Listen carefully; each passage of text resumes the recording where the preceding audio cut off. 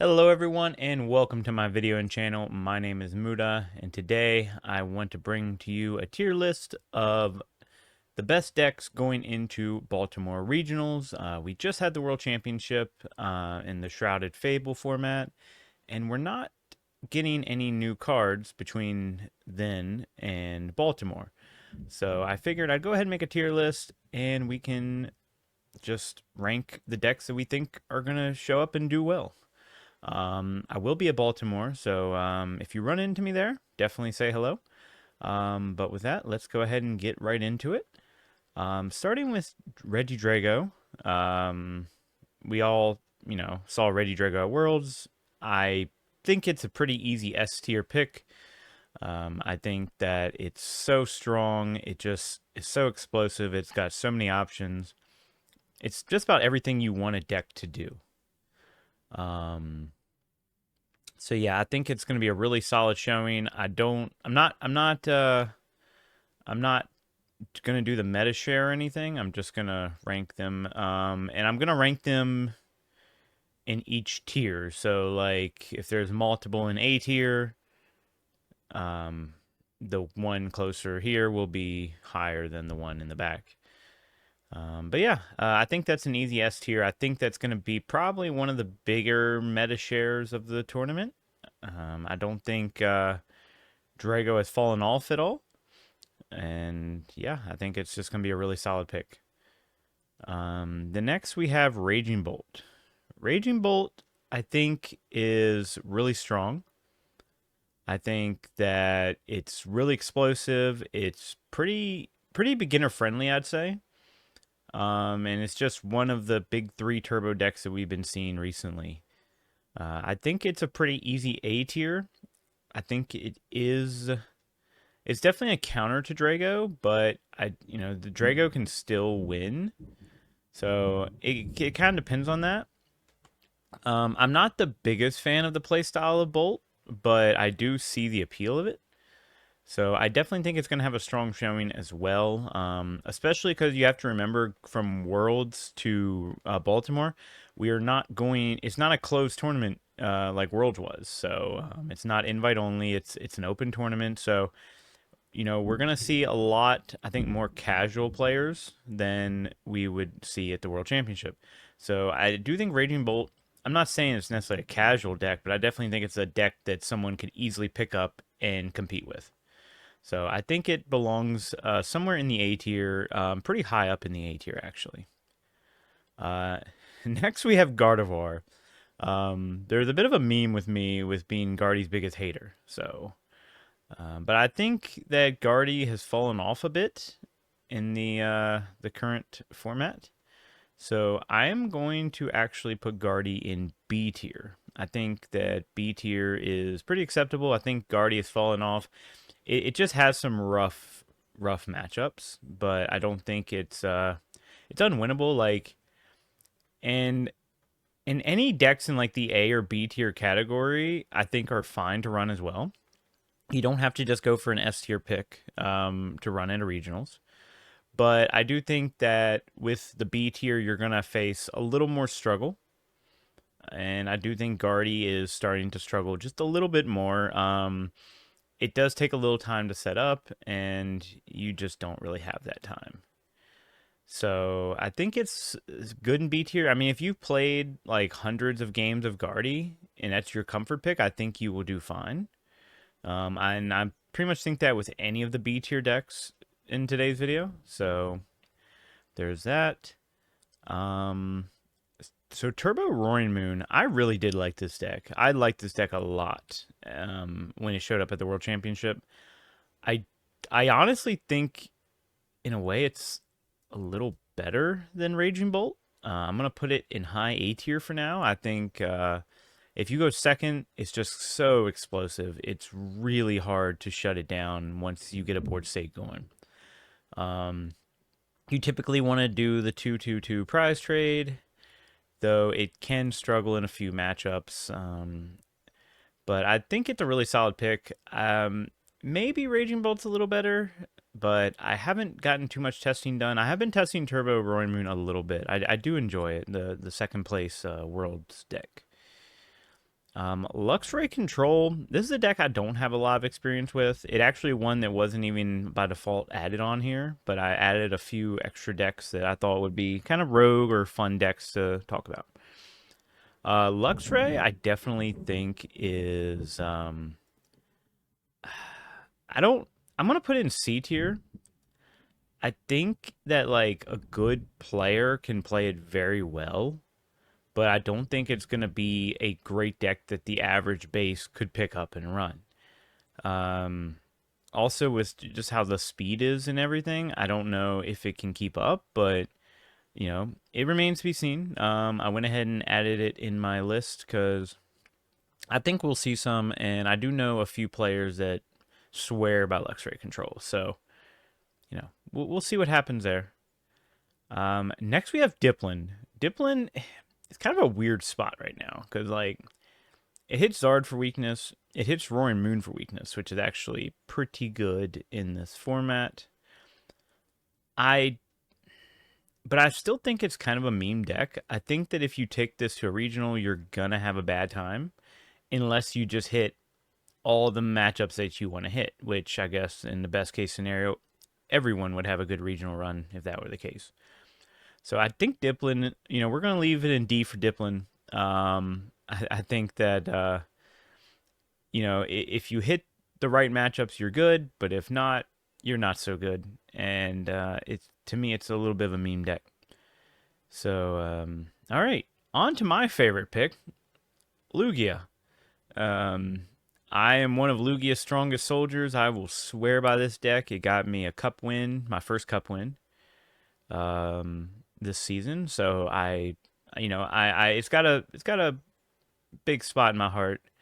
Unfortunately, though, it's in the higher B tier. I think it's probably the top of the B tier. I would almost put it in A tier. But I think going in B tier is a little more appropriate. I think that Lugia did. A lot of people were teching for Lugia at Worlds, and we saw that not the most. Only Raul Reddy really made it to top cut, and he got ninth. So it's kind of a weird spot. I think Lugia is a very strong deck. If you get double Archeops, you're pretty much going to be set. There's not much new to say about Lugia. We all know what it does. I'd say it's borderline at the bottom of A tier or at the top of B tier. I would maybe edge it. I'm gonna keep it in B tier, but I would almost edge it just into A tier, just because I think that maybe people are not going to be teching for Lugia as hard in Baltimore as they did at Worlds. So there's a chance Lugia could possibly pop off, but as you'll see, there's other decks that kind of just crap on it. And one of those is Miraidon. I think Miraidon. See, the thing is, the three turbo decks I see people talking about are Turbo, Roaring Moon, Raging Bolt, and Miraidon. I feel like Miraidon's the worst of the three, but I think it's good. I would again put it like right around here. I think it's right around the same level as Lugia's, but just for the sake of this, we're gonna put in A, because I do think it's up there with the other turbo decks. I just think it's a little worse than the other turbo decks. But Miraidon had a pretty strong showing at Worlds, and you can't deny that it's a pretty solid deck, though it's got some weird matchups. I think it's got a pretty bad Zard matchup, in fact. So it remains to be seen how much Zard we're gonna see. So moving on to Cloth. This is a deck that I swear every time I go to a locals, every time I go to a cup or something, I hit it. I just hit this matchup, and I feel like I'm never prepared, and I just kind of lose. But I do think it's a meme deck. I don't think it's going to see a lot of play at Baltimore. I don't think it's going to do well at Baltimore. I don't think there will be a single day two of Cloth. I'm going to say that with a lot of confidence. I don't think it's a bad deck. It's a fun deck to play. But it's not as good as it was last rotation. With the poison support, it might be a bit better, but it still remains to be seen. If you're a cloth main, prove me wrong at Baltimore, and I will happily move it up the list in my next video. So on to my second favorite deck that I've been piloting a lot lately is Snorlax. I've got 2 second place finishes at challenges recently with Snorlax. The last one I went 201. And yeah, it's just overall a solid deck, but I think that after Worlds we saw a big fall off of Snorlax, and I think it's kind of right with Luxray control. I think Snorlax is just it's just meh, Turbo Roaring Moon has the Petron, Ancient Box has the Petron. There's a lot of pivots now. Zard is still probably your best matchup with the Cornerstone, but they might, there might be ways against that. But I think that Snorlax, I think a lot of people have learned to respect the matchup, and a lot of people have figured it out. I would say it's a little better than Luxray Control, so I'll put it at the top of C tier, but I don't think it belongs in B. Unfortunately, I think Snorlax is in his final days of the Pokemon TCG. So, but it remains to be seen. Dragapult decks. I guess we can combine Charizard, Dragapult, and Dragapult variants in this. I think they're okay. I think Dragapult's all right. I think Dragapult Pidgeot is just it's if you don't get set up early, it can be really hard. Like there's just a lot you're not really doing. I'm gonna put Dragapult as a whole in the C tier. I'll put it between Snorlax and Luxray. With the Charizard engine, I would put it in B. I would put it in B, but just Dragapult as a whole, we're gonna put it in C. Because it's got a lot of moving parts, and I feel like Dragapult's attack I feel like Dragapult is not the best deck to play Dragapult in. I think that would be Regidrago. So I think Dragapult's just a solid C. Like when it works, but I'm probably never gonna play it at an event. Chin Pao. This deck definitely has came and gone with the hype. We didn't see a whole lot at Worlds in terms of Chin Pao. The deck is very solid. Like it's a solid deck overall, but unfortunately, I think it belongs in C tier. I'm gonna put it right next to Dragapult. I think again, if you're a Chin Pao main, go for it. You'll probably be okay. But if you're looking to pick up a deck and you're not familiar and you want to pick Chin Pao, I don't think you're gonna have a good time at regionals. It's just in a weird spot with the meta right now, so I don't know how much we're gonna see of it. I definitely think it'll probably be like I don't know, like maybe 2% meta share. I don't even know if it'll be that much, to be honest. But I'm not the best at predicting meta share. That's why I'm not doing that. Iron Thorns, I mean, it won Worlds, so I've got to give it respect.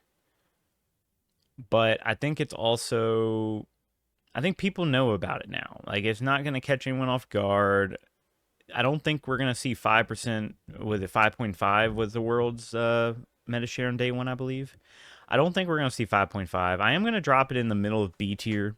I think it does shut off a lot of decks. I mean, it just pretty much auto wins against Lugia unless they have the Flutter main, which you could argue not even worth teching for because you still probably are going to lose that matchup. But it's also just, I mean, I'd say it's probably the best control deck in the current format, but I still think it's, even though it won Worlds, like I feel like I won't call it a fluke, but I definitely think that was their one and done, and Iron Thorn's 15 minutes of fame is on its way out. I don't think, I think we'll definitely see people playing it at regionals because people are going to net deck the World Championship list, of course, but I don't think it's gonna see a huge day 2 return on investment. I could be wrong on that, and it remains to be seen. But yeah, I think Iron Thorns. I think the meta has figured. I think the community has figured it out, and I don't know if we're gonna see Iron Thorns on the championship stage again. So next we have Goldingo. Goldingo was one of the first decks I really was playing a bit when I was getting back into the TCG last year. Um, Goldingo, it's like it has its base, it has its fans, man. Like the Goldingo stands are real. Like they are passionate people. I do think it gets like an okay matchup into some decks. The 260 can be an awkward number to hit for stage one. So it's like it's not terrible. I almost want to put it the end of B tier. I want to show Goldingo a little love, but also I think it's just not a terrible call. They used to say Chen Pao was a better Goldingo, but now I feel like it's kind of the other way around. So I think Goldingo is just a solid low B, borderline C tier pick. If you main Goldingo, go for it. But if you don't, I probably wouldn't pick it up just for this event. Lost Zone box. I'm putting in D, straight up. Lost Zone fell off hard with Kiram in Regidrago. It is it's a really tough matchup now. And Drago's already kind of a hard matchup, I think. So you're just not doing as much as you used to be able to do as Lost Zone. I think Lost Zone is kind of on its way out with the Kiram. Especially if you play Colress, they can just attack with the Kiram for 1 energy, which is really insane. But I think Lost Zone has kind of fallen off. You see people still making it work, but it's definitely a shell of what it used to be. And I'm not the most. I don't hate that. I don't actually hate that. Lost Box Charizard. I've never personally played this version, but I would probably put it around the same. I think all the whole Lost Box engine, the whole Lost Zone engine, with the Colress, with Colress in the deck, it's a tough Drago matchup, and Drago is the deck. That's the deck to beat. That's probably gonna be the highest meta share in my opinion. So if you're coming in with Lost Box, you're gonna face probably one of your worst matchups a lot. So that's just something to keep in mind if you are dead set on Lost Zone. But Lost Zone decks have shown to get there in the end. So if prove me wrong. That's so probably my most passionate deck, the deck I probably enjoy playing the most, but is in my opinion not the best, is Dialga. I'm gonna put it. See, I don't want to put it in D, but I think it kind of belongs in D. I've been testing it recently. It's got a really bad Bolt matchup. The Miraidon matchup can be tough. Roaring Moon can be tough. You have to hit a very valuable Star Chronos and get like follow-up knockouts on the Star Chronos attack and the follow-up turn, or else, I mean, you can really throw off the prize trade, but you're doing a lot of extra work to get there, and I think other decks are just better right now, which is unfortunate because I love Dialga. It really is a good deck. Or it's one of my, to me, it's a very fun deck, I should say. Ancient Box. This one, I'm not going to lie, like, I'm kind of wanting to put in S tier. I think Ancient Box has been getting a lot of hype lately, and with the rise of big basics again, and Bolt and Moon and on Miraidon, I think Ancient Box is a solid call. I think one prizers, as we saw with Lost Zone box in the past, one prizers can be really powerful and just sort of take the prize trade over time. Ancient Box, you're not hitting a lot in the beginning, but late game you're hitting a lot, and that makes all the difference. There are some still bad matchups with Ancient Box, but it's not the worst call to make. I think we are going to see a lot of Ancient Box at Baltimore. So just be ready for that matchup as well if you're competing. This one I added United Wings. It does have the Dartrick support now, so it's a little better. But I mean, it it loses to Dragapult. Drago can be a tough matchup. There's just a lot of Rhydon can amp for 2 prizes. Like it can hit numbers, but it's a lot to get there. I'll go ahead and put this here. I feel like B should probably have the most people, but I feel like my tier list is a little on the bottom heavy. But maybe that just shows what kind of format we're in right now. Plus, I did add a couple extra decks that weren't in the original lineup, so that's gonna skew things a bit. And then finally Charizard Pidgeot. We all know Charizard. I could also rate this on the Dragapult. If this was the Dragapult option, I would put in like right around here, right between maybe Lugia and Iron Thorns. I think the Charizard Dragapult. I think it's good. A playtest, a friend of mine who I playtest with a lot runs it, and he does very well with it. But I think Charizard honestly is going to be like A tier, like the top of A tier. Because all of these kind of have a bad Zard matchup. All of the Ancient Box, the Moon, well, the Moon can be go either way. But Bolt, Rhydon, like all of those can get countered by Zard pretty easily. With Zard Dusknoir, assuming we're talking about that version, that can also like it's got a lot of potential, and it's a very big brain deck at times, knowing when to pop the Dusknoir. But I think it's going to be pretty solid. It does still have a pretty rough Drago matchup, so that can be an issue.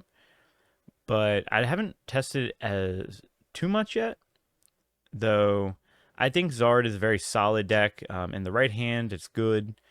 I think we're going to see a lot of Zard because, again, it is an open regional, and Zard is I'd say it's a pretty accessible deck to get a hold of. And it's pretty, with the Dusknoir, it makes things a little more difficult, but you can ramp up your damage with the Dusknoir pretty early. So I think that like it's a pretty solid deck for people to pick up, especially if maybe you're not sure what to take to a regional. I don't think Charizard Pidgeot is a terrible deck to run because we all kind of know how the lines work, and the sequencing is pretty straightforward. So you get Pidgeot out, you get Zard out, Accelerate Energy, hit big numbers. Pretty straightforward. Would I make any changes to this list? I mean, you can argue like maybe Snorlax is in B, but with the Petron, I think it's pretty tough. With these 2 decks, it makes this pretty tough. So I think that's my tier list, guys. Let me know what you think in the comments down below. Please leave a like and subscribe if you haven't. If you hear thundering outside, it's because there's a big storm going right now, so I apologize for that. But yeah, that's everything, guys. Take it easy, have a good one, and I'll see you.